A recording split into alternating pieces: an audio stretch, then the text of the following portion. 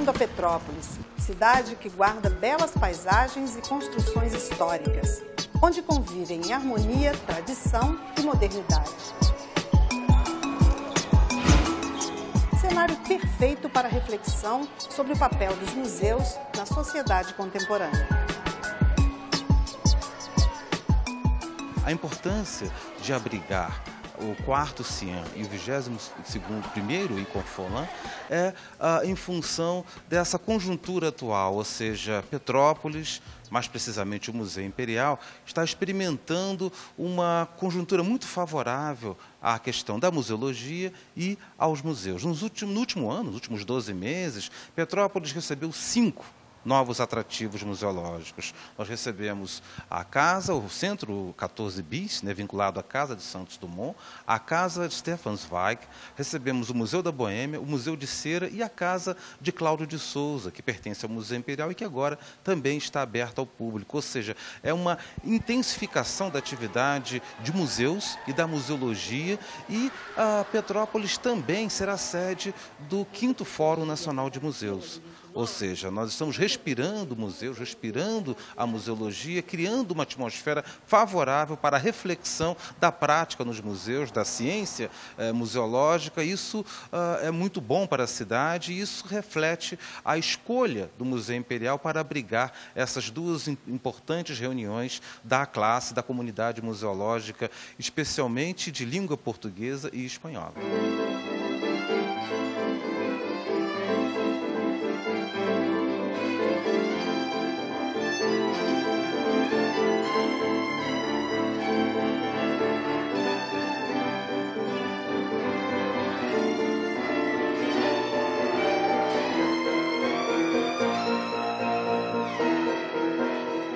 Você é nosso convidado. Venha, o Museu Imperial está de portas abertas.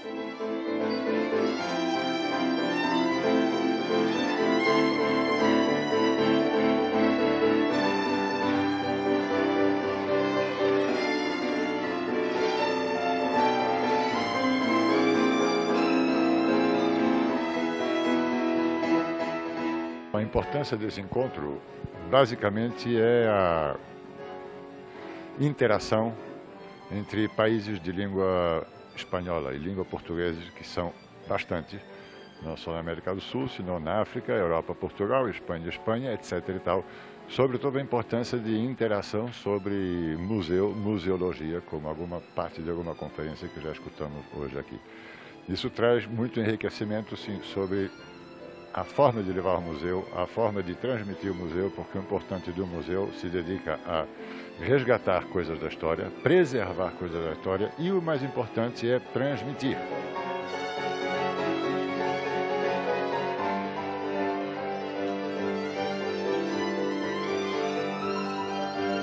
Ele é importante em função de que organiza academicamente uma área que está começando a sua, digamos, a sua trajetória acadêmica no Brasil e que, nesse momento, organizar esse evento aqui no país reforça, digamos, o aspecto acadêmico, que eu acho que a criação do doutorado no programa de pós-graduação que a Unirio e o MAST desenvolvem a parceria, reforça também esse movimento da museologia nessa estrada acadêmica e que tem colhido cada vez mais frutos para, digamos, aumentar, digamos, criar mais insumos para a pesquisa nessa área. O objetivo desses encontros foi congregar pessoas que produzem documentos e reflexões que são emblemáticas para o campo da museologia e do patrimônio e que produzem essas reflexões nas 2 línguas hegemônicas da nossa região, que são o português e o espanhol. Isso é muito importante para o campo. Hoje, por exemplo, o ICOFOLAN, que é o Subcomitê Regional de Museologia para a América Latina e o Caribe, é considerado em âmbito internacional, isso me foi dito agora em Petrópolis pelo professor François Merès, que é uma autoridade do campo da museologia, como a joia do ICOFON internacional. Quer dizer, dentro do Comitê Internacional de Museologia, que é o que trabalhou para a constituição do campo da museologia no mundo e está dedicado à consolidação do campo, o nosso trabalho em português e espanhol é a joia da coroa. Então, isso me encheu de satisfação, porque são 21 anos de trabalho intenso e os resultados aparecem e as pessoas estão reconhecendo e estão gostando. A importância da Escola de Museologia para a comunidade museológica brasileira é ímpar, né? Porque é uma escola que começou, né, teve início no Museu Histórico Nacional, é uma escola que formou gerações de pesquisadores, gerações de profissionais da área de museus e que formaram técnicos que hoje estão trabalhando. Nós talvez estejamos aí na terceira ou quarta geração, né, de pessoas que foram formadas a partir das pessoas que iniciaram suas atividades no curso de museologia lá nos anos 20, 30, enfim. A ideia qual é? A ideia é mostrar um pouco dessa atividade dos profissionais, formar novos quadros e, a partir do contato, da relação com a universidade, com o curso de museologia, atender às novas demandas do mundo contemporâneo, as novas pesquisas no âmbito da museologia, atendendo necessariamente os anseios da sociedade para que os museus sejam necessariamente locais de construção do futuro.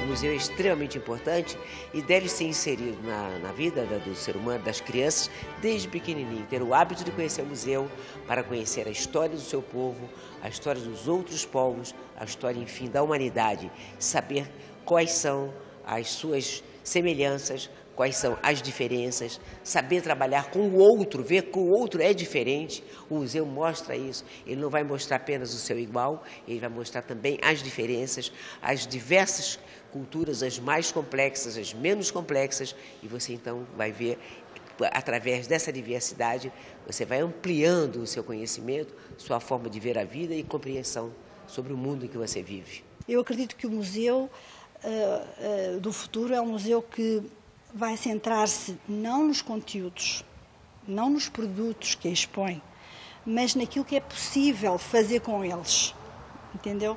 Não nos processos de acesso e de sucesso em relação às experiências que as pessoas podem ter nos museus.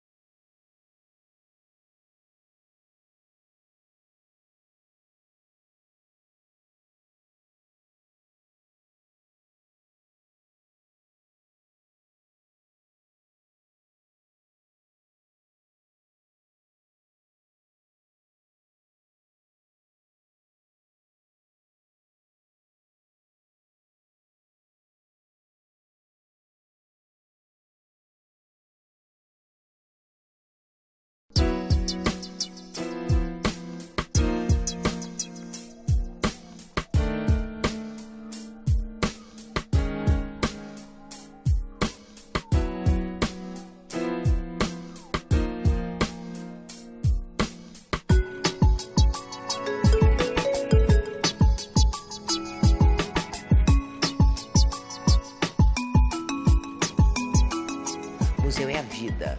O museu é justamente o espaço da ordem e da desordem da vida cotidiana.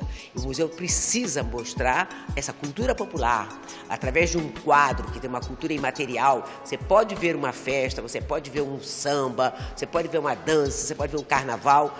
Você está vivendo isso e não apenas aqueles móveis pesados, aquela cultura material que você não tem acesso.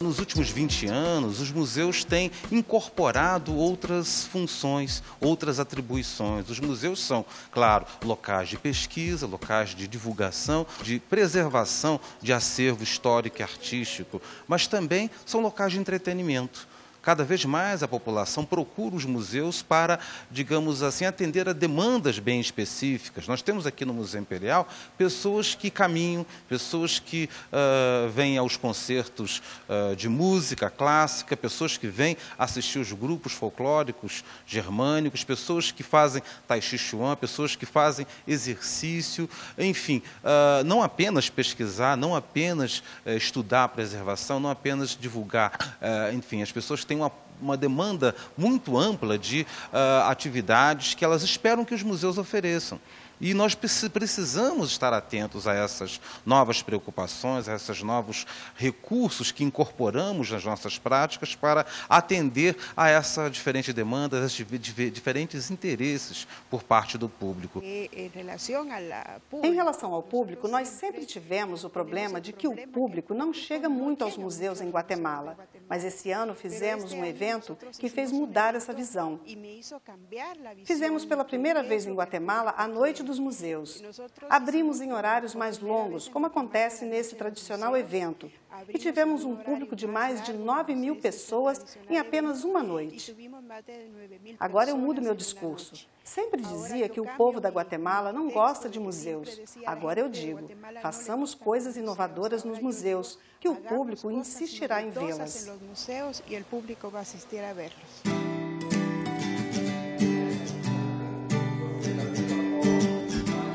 Na verdade, a sociedade ela passou a rever e passou a tentar recuperar a sua cultura.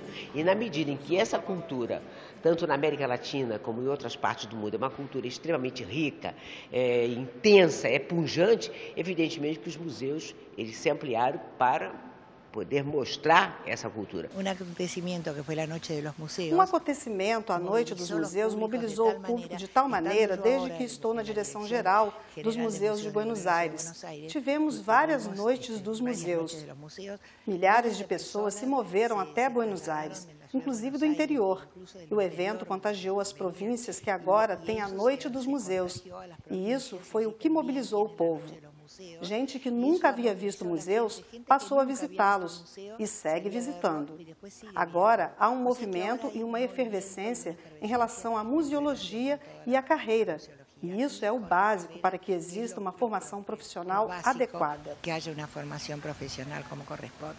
O museu, cada vez mais, ele vem se tornando uma sala de visita da identidade de cada região e de cada povo. Então, você precisa mostrar toda uma história, é um caleidoscópio de construções, de interferências, de identidade. Então, o museu, cada vez mais, ele precisa se abrir para absorver todas essas influências e poder realmente corporificar uma identidade plural. Quando me perguntam o que é que a museologia tem a ver com a educação, eu falo que tem tudo a ver, porque a museologia hoje em dia, tal como ela é perspectivada, ela não dispensa a função da educação dos espaços e do museal. Ela não dispensa.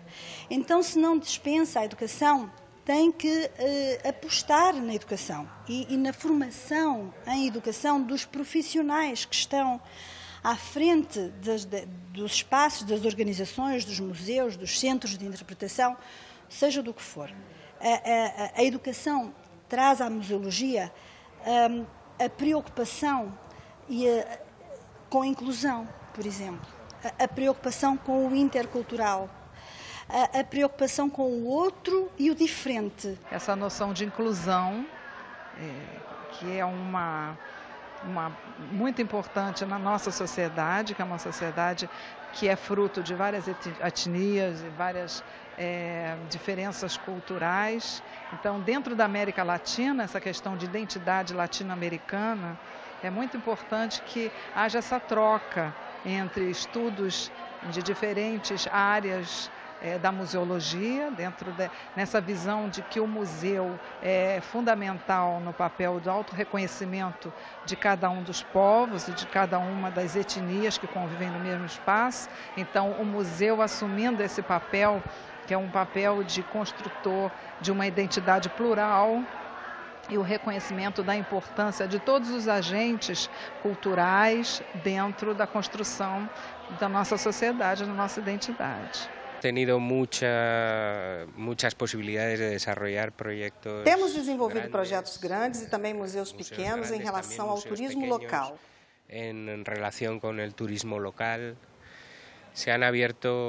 Foram abertos mais de 1000 museus recentemente nos últimos 15, 20 anos. Existe boa museografia e bons acervos. Provavelmente o maior problema é o de gestão. Aprender a gerenciar isso de maneira mais eficiente. No sentido que existam instituições socialmente relevantes, autofinanciáveis, que sejam capazes de gerar atividades que não sejam mausoléus ou templos de acumulação de patrimônios, e sim que sejam espaços geradores de mensagens significativas. Espaços que generem mensagens sociais significativos, culturalmente significativas, que impliquem em mais dinâmicas sociais, culturais, turísticas e atrativas. Bem, isso é o certo, o que deve ser feito agora. Esse é o reto, não? Esse é o que hay que hacer agora.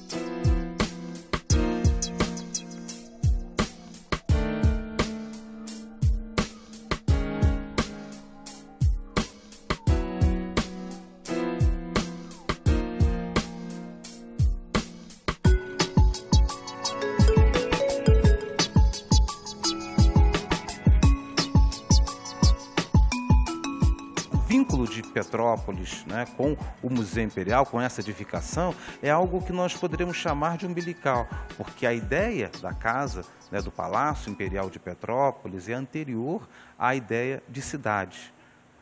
A cidade se formou ao redor da casa do imperador Dom Pedro II. Então, nós estamos descobrindo novas atividades, tentando captar novos interesses do público para passar informação, para produzir conhecimento a partir da nossa prática diária. O Museu Imperial tem algumas dimensões que estão presentes nessa exposição permanente. O Museu Imperial é uma casa histórica, na medida em que ele reconstrói ambientes com móveis utilizados, ou móveis e utensílios utilizados pela família imperial, não apenas nessa residência, mas também no Paço do São Cristóvão e alguns da Fazenda de Santa Cruz, mas também é um museu de história. Nós temos aqui salas que tentam apresentar aspectos do Segundo Reinado, do período imperial brasileiro, com ênfase no Segundo Reinado, como sala do Primeiro Reinado, uma sala dedicada à Princesa Isabel, enfim. Nós temos vários museus em um, eu diria. Nós temos uma casa histórica, temos um museu de história e temos também um museu de artes decorativas.